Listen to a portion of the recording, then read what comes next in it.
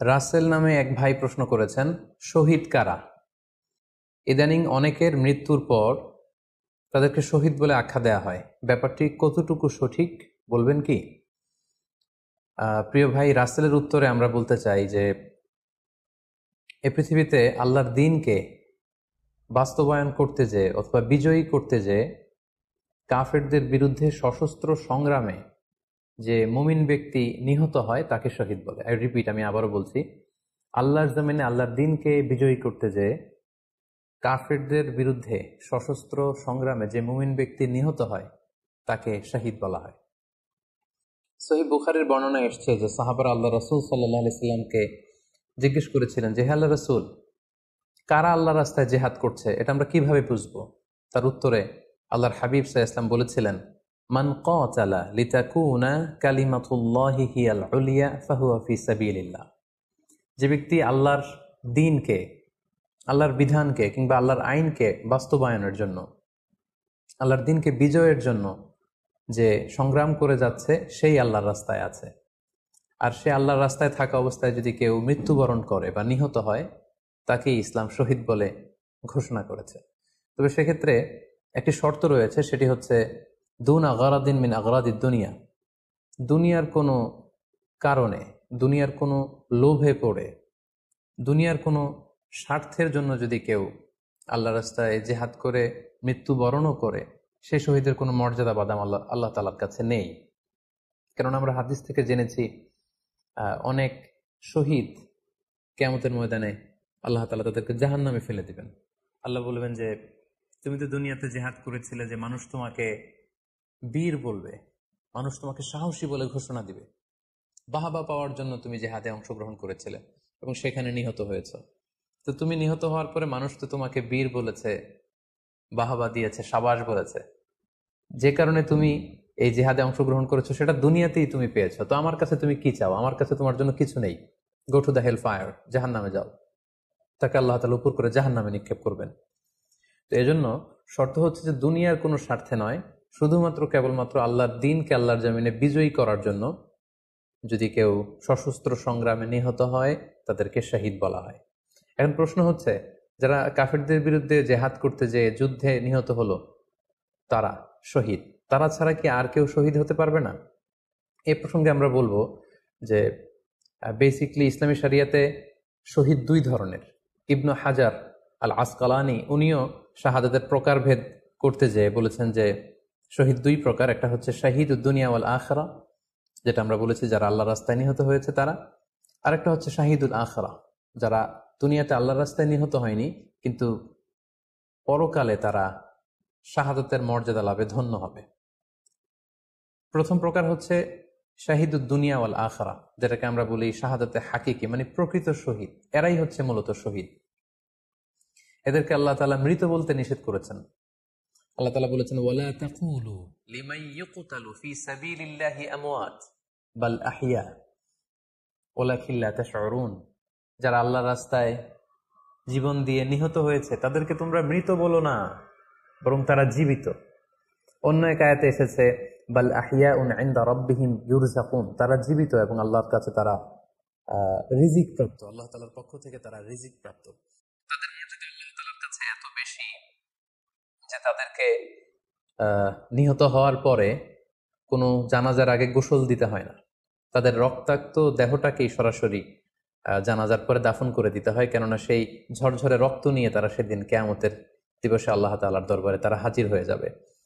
এবং আমরা যদি কোরআনের দিকে তাকাই, কোরআন আমাদেরকে জানিয়েছে, আনা আমাল্লাহু আলাইহিম মিনান নাবিয়িন ওয়াস সিদ্দিকিন ওয়াশ শুহাদাই ওয়াস সালিহিন, মানে সবচেয়ে শ্রেষ্ঠ তাবাকা বা দারাজা হচ্ছে নবীদের দারাজা, নবীদের পরে হচ্ছে সিদ্দিকিনদের দারাজা, এবং সিদ্দিকিনদের পরেই যাদের মর্যাদা আল্লাহ তাআলার কাছে সবচাইতে বেশি তারা হচ্ছে শুহাদা।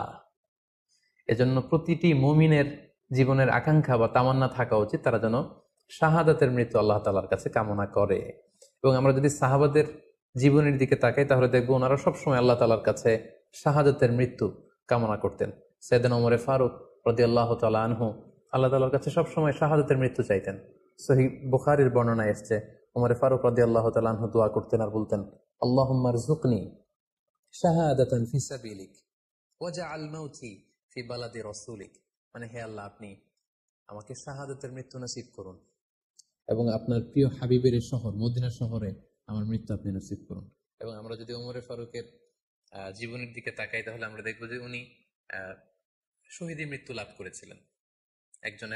একজন অ্যাসাসিনেটরের মাধ্যমে আত্মাইর আঘাতে তিনি শহীদ হয়েছিলেন এবং আল্লাহ রাসূল সাল্লাল্লাহু আলাইহি ইসলামের পাশে আবু বকর রাদিয়াল্লাহু তাআলা আনহুর কবর, তার পাশেই কিন্তু ওমরে ফারুকের কবর। তার মানে মদিনাতেই তিনি আল্লাহ রাসূল সাল্লাল্লাহু আলাইহি ইসলামের পাশে মৃত্যুবরণের পরে শোয়ার সৌভাগ্য তিনি অর্জন করেছেন। তাহলে এই আলোচনা থেকে আমরা বুঝলাম যে প্রকৃত শহীদ হচ্ছে যারা আল্লাহর রাস্তায় নিহত হয় এবং এর মর্যাদা আল্লাহ তাআলার কাছে অনেক বেশি। কিন্তু এই শাহাদাতে হাকিকি বা প্রকৃত শহীদ ছাড়াও আরো অনেক মৃত ব্যক্তিকে আল্লাহ রাসূল সাল্লাল্লাহু আলাইহি ওয়াসাল্লাম শহীদি মৃত্যুর সুসংবাদ দিয়েছেন। তারা জেহাদে অংশগ্রহণ করেনি, তারা কাফিরদের আঘাতে নিহত হয়নি, তারা প্রকৃত শহীদ নয়, কিন্তু কিয়ামতের দিন তারা শাহাদাতের মর্যাদা লাভ করবে। তারা কারা? এ ব্যাপারে আমরা সহিহ মুসলিমের একটি হাদিস এখানে উল্লেখ করতে চাই, যেখানে আল্লাহ রাসূল সাল্লাল্লাহু আলাইহি ওয়াসাল্লাম সাহাবাদেরকে জিজ্ঞেস করেছেন, মা তাউদ্দুনা শাহিদা ফিকুম, ওহে সাহাবারা, তোমরা কাদেরকে শহীদ বলে মনে করো? সাহাবারা বললেন, যারা আল্লাহর রাস্তায় নিহত হয় তারা শহীদ। তখন আল্লাহ রাসূল সাল্লাল্লাহু আলাইহি ওয়াসাল্লাম বললেন, ইন্না শুহাদা উম্মতি ইদান লাকালিল, এরকম হলে তো আমার উম্মতের মধ্যে শহীদদের সংখ্যা একেবারে কম। যারা জিহাদের সুযোগ পাবে না, জিহাদের ময়দানে কাফেরদের বিরুদ্ধে সশস্ত্র সংগ্রাম করে যারা নিহত হওয়ার সুযোগ পাবে না, তাহলে তো তারা শহীদ হতে পারবে না। সাহাবারা এই কথা শুনে বললেন, ইয়া রাসূলুল্লাহ, তাহলে কারা শহীদ আপনি বলেন। তখন আল্লাহ রাসূল সাল্লাল্লাহু আলাইহি ওয়াসাল্লাম বললেন যে যারা আল্লাহর রাস্তায় নিহত হয় তারা তো শহীদ বটেই, পাশাপাশি ওমান মাতা ফি তাউনি ফাহুয়া শাহীদ, মহামারীতে যারা মারা যায় তারাও কিন্তু শহীদ। প্লেগ রোগে বা মহামারীতে, এই যে করোনা ভাইরাসের সময় যারা ঈমানের সাথে ইন্তেকাল করেছে তাদেরকেও আল্লাহ তাআলা শাহাদাতের মর্যাদা দান করবেন।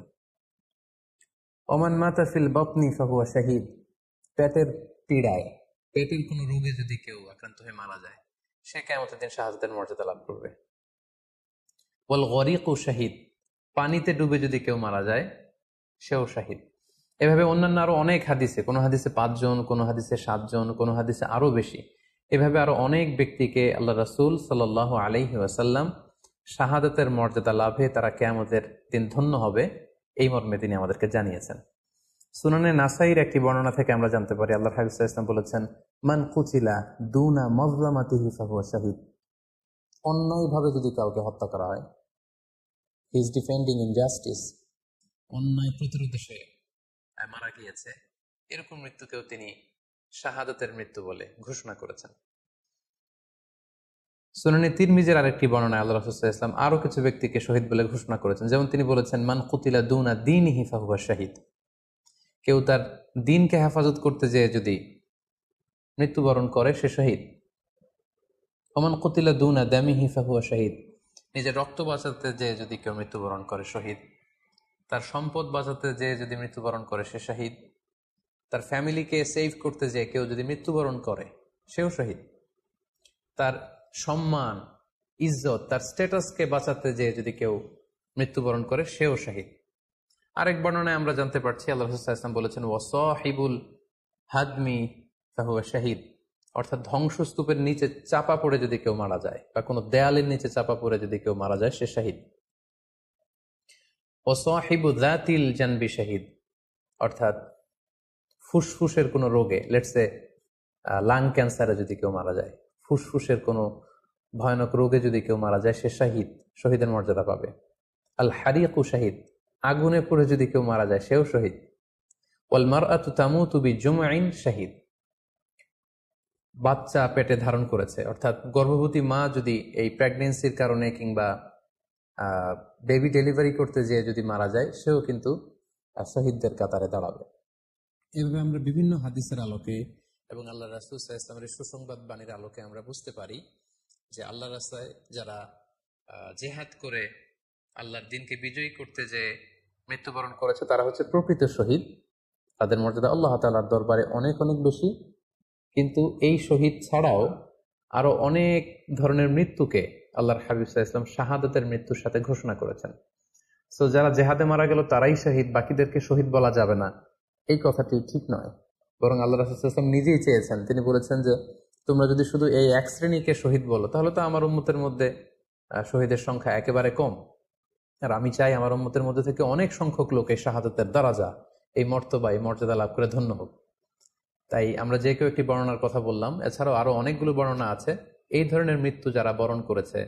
লেটসে পানিতে ডুবে, আগুনে পুড়ে, পেটের পীড়ায়, নিজের সম্পদ বাঁচাতে যে, অন্যায়ের প্রতিরোধ করতে যে, সন্তান ভূমিষ্ঠ করতে যে, এরকম যত ধরনের মৃত্যু রয়েছে, এ ধরনের মৃত্যুকে আল্লাহ রাসূল সাল্লাল্লাহু আলাইহি ওয়াসাল্লাম শহীদী মৃত্যু বলেছেন।